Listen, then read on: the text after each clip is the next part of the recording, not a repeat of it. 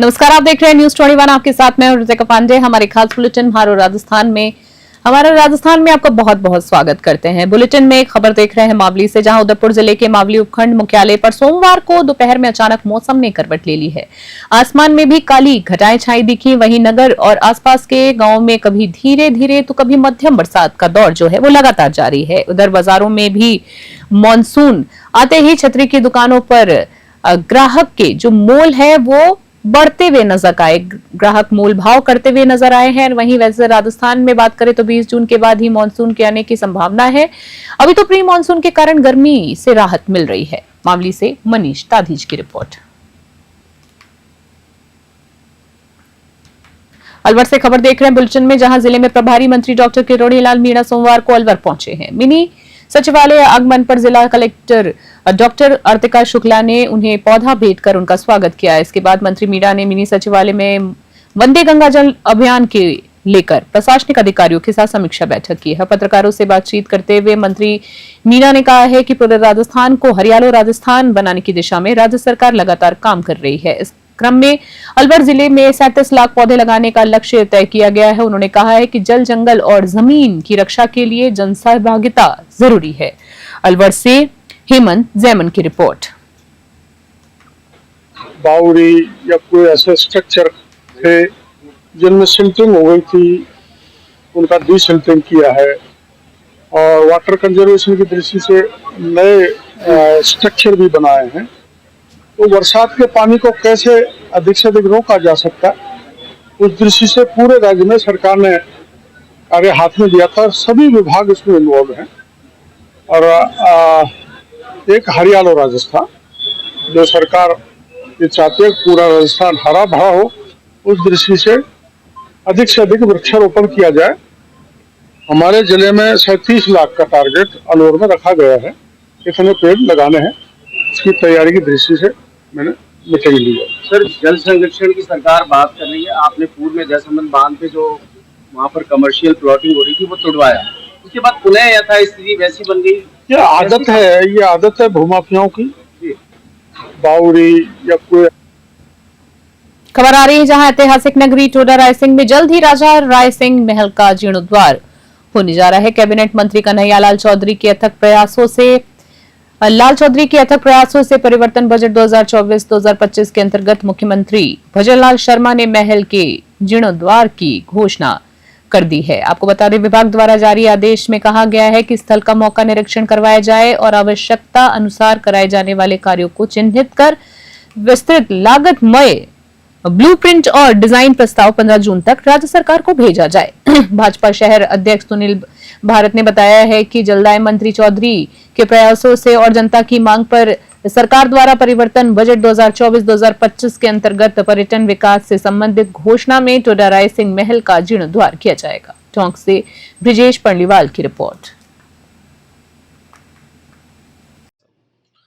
टोडा रायसिंह के जो महल हैं वो 15वीं-16वीं शताब्दी से बने हुए हैं।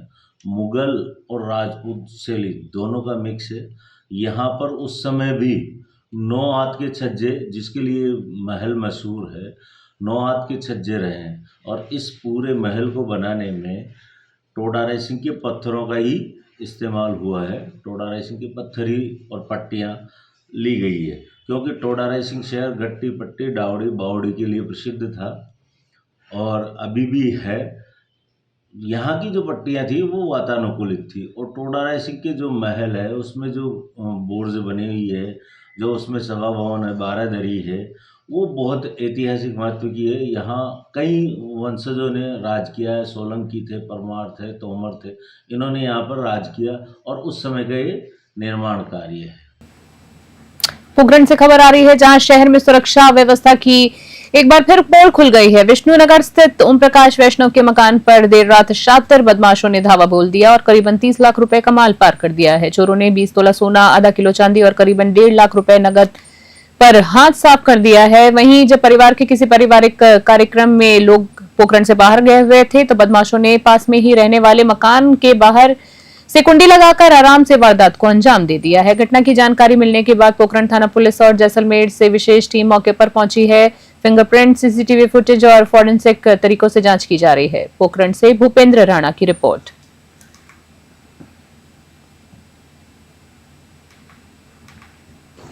मेरा नाम मदन गोपाल है।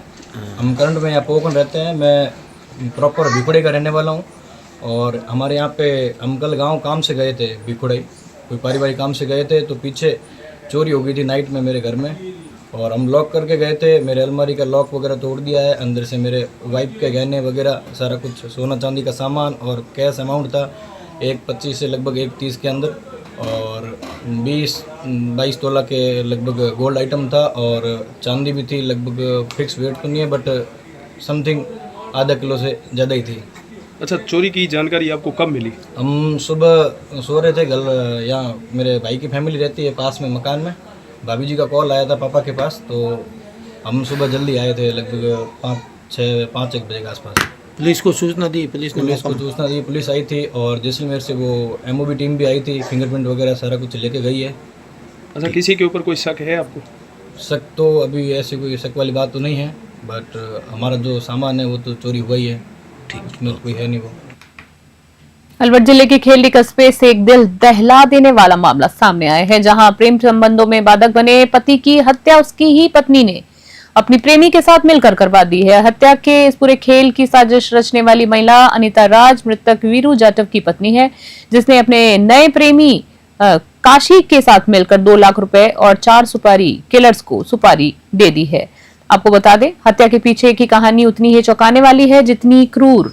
अनीता पहले से शादीशुदा थी, एक बच्चा भी था। फिर उसने वीरू जाटव से प्रेम विवाह किया और एक बेटा भी हुआ, लेकिन अब उसका दिल कचौरी की ठेले लगाने वाले काशी पर आ गया है। मेडिकल बोर्ड से पोस्टमार्टम में हत्या की पुष्टि हुई है, जिसके बाद वीरू के भाई गब्बर की रिपोर्ट पर मामला दर्ज हुआ है। कटुमर CO कैलाश चौधरी के निर्देशन में थानाधिकारी धीरेन्द्र सिंह गुर्जर के नेतृत्व में पुलिस टीम ने अनीता, काशी और एक सुपारी किलर विश्वेंद्र जाटव को गिरफ्तार कर लिया है। बाकी 3 आरोपी अभी भी फरार बताए जा रहे हैं और उनकी तलाश जारी है। खेलड़ी से अखिलेश शर्मा की रिपोर्ट। 8 जून की रात्रि को जो एक मामला हुआ था बाईपास पर, उसके संबंध में जानकारी दी। 8 जून की रात को बाईपास खेड़ली के पास में मानसिंह उर्फ वीरू, उसकी संदिग्ध परिस्थितियों में मौत हो गई थी, जिसके संबंध में फिर उसके भाई खेमचंद ने FIR भी दर्ज कराई थी और अज्ञात के खिलाफ मुकदमा दर्ज कराया था। उसके संबंध में जब मामले की गंभीरता को देखते हुए श्रीमान IG साहब, श्रीमान SP साहब व अन्य उच्च अधिकारियों के द्वारा जो टीम का गठन किया गया, उसके पश्चात हमने अपना काम शुरू किया और हमने लगभग 150 से के लगभग CCTV कैमरे और अन्य संदिग्ध मोबाइल नंबर और संदिग्ध लोगों को डिटेन करके उनसे पूछताछ की। अन्य बहुत सारी जानकारियां भी, पुराने कोई संबंध, इनके बारे में भी हमने जानकारी की। तो हमारे पास फिर बाद में कुछ तथ्य सामने आए और उन तथ्यों को आधार पर फिर हमने और गहनता से छानबीन शुरू की। तो हमने पाया कि जो वीरू था उसकी 2 पत्नियां थी। तो जो बाद में एक पत्नी थी अनीता राज, उसके एक काशी नाम के लड़के से नाजायज संबंध थे। उन नाजायज संबंधों के चलते उनके लगभग 4-5 साल से नहीं 4-1 साल से लगभग जो नाजायज संबंध थे, उसके बाद उन्होंने आपस में एक दूसरे का होना ये तो यहीं रह गया। जयपुर से खबर देख रहे हैं, जहां देश की सबसे बड़ी मेडिकल प्रवेश परीक्षा नीट UG 2025 में हनुमानगढ़ जिले के महेश कुमार किसवानी ने देश भर में प्रथम रैंक हासिल किया है। आपको बता दें, उन्होंने पहले ही प्रयास में उन्होंने 720 में से 686 अंक प्राप्त किए हैं। NEET UG topper Mahesh Kumar ने जयपुर में मुख्यमंत्री आवास पर CM भजनलाल शर्मा से मुलाकात की है। महेश को परीक्षा में सफलता के लिए बधाई देते हुए CM भजनलाल ने उनके उज्जवल भविष्य की कामना की है। इस दौरान महेश के माता पिता भी मौजूद रहे। जयपुर से ब्यूरो रिपोर्ट।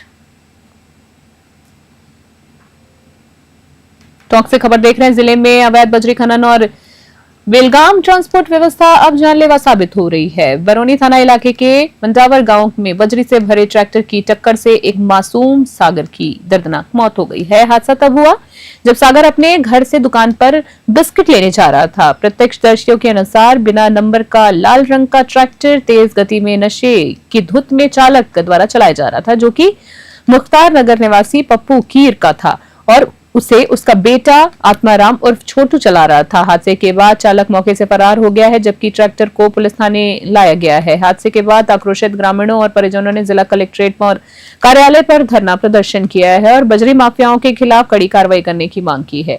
टोंक से ब्रिजेश पर्लीवाल की रिपोर्ट। मेरा तुम्हारा नाम मेरा क्या समस्या है, क्या मांग है?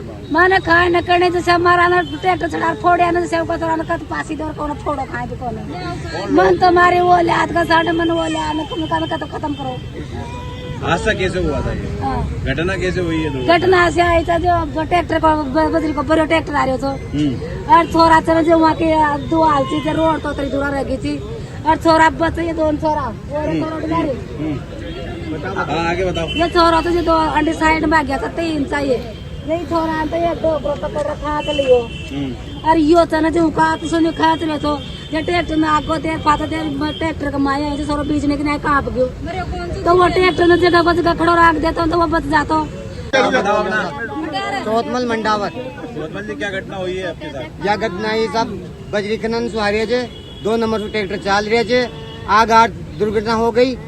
ये बच्चा के ऊपर चढ़कर मोटरसाइकिल पर जा चढ़ी चे जिदे जा कंट्रोल फिर भी ट्रैक्टर नाली में जाकर शराब पी कर चलता है और दिन भर तो बजरी निकालता है और रात भर 2 नंबर के गाड़ियों पर आता है और पुलिस और ये पुलिस।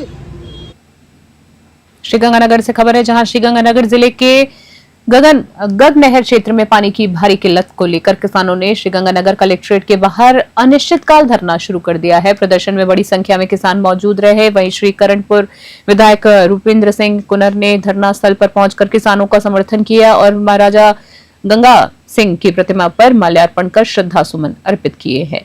वहीं विधायक कुनर ने मीडिया से बातचीत में बताया कि बीते 1.5 साल से गगनहर क्षेत्र के किसानों को पानी के लिए संघर्ष करना पड़ रहा है। कुनर ने कहा है कि अगर 3 दिनों में किसानों को उनके हिस्से का पूरा पानी नहीं मिला तो अनिश्चितकाल तक धरना जारी रहेगा। उन्होंने प्रशासन को चेतावनी देते हुए कहा है कि किसान के हक के पानी की कीमत उनको मिलनी चाहिए। कांग्रेस पार्टी के किसानों की हर लड़ाई में उनके साथ खड़ी हुई है कांग्रेस पार्टी। श्रीगंगानगर से कृष्ण आसारी की रिपोर्ट। पानी के लिए प्रदर्शन हो रहा है, क्या कहना चाहोगे? जो आज गंगानगर के हालात है, जो गंगानगर में जो पिछले 1.5 साल से पानी के लिए किसानों को आंदोलन करना पड़ा, सड़कों पर आना पड़ रहा है। आज हमारे 2500 क्यूसेक का पानी है, वो हमें पानी नहीं मिल रहा, जिसकी वजह से हमारी नरमा सबकी फसलें बिजांद नहीं हो पाई और आज मूंग और ग्वार की बिजांद होनी थी, लेकिन आज पानी नहीं मिलने से वो बिजांद भी नहीं हो पाई। सोजत रोड के सवराट में वंदे गंगा जल संरक्षण जन अभियान 5 जून से 20 जून के तहत मॉडल चारागाह क्षेत्र में पौधारोपण कार्यक्रम का आयोजन किया गया। इस दौरान पौधशाला और चारागाह का निरीक्षण कर ग्रामीणों को अधिक से अधिक पौधे लगाने के लिए प्रेरित किया गया और शपथ भी दिलाई गई है। मुख्य अतिथि मारवाड़ प्रधान मंगलाराम देवासी ने कहा है कि यह अभियान सरकार द्वारा जल स्रोतों की सफाई, संरक्षण और पर्यावरण संतुलन हेतु चलाया जा रहा है। उन्होंने ग्रामीणों से तालाब, कुएं, बावड़ियां और सार्वजनिक स्थलों की सफाई में सक्रिय भागीदारी का आह्वान किया है। पाली से ललित तिवारी की रिपोर्ट।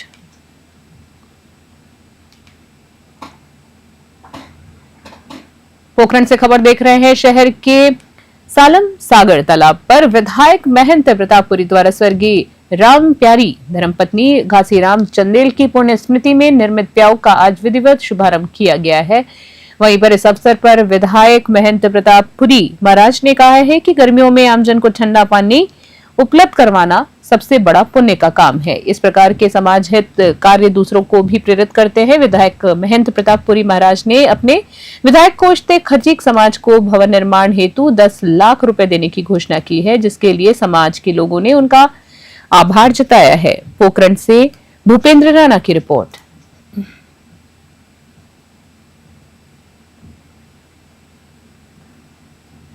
अभी के हमारे खास बुलेटिन में फिलहाल के लिए इतना ही। देश दुनिया के तमाम अपडेट्स के लिए देखते रहे और बने रहे हमारे साथ। नमस्कार।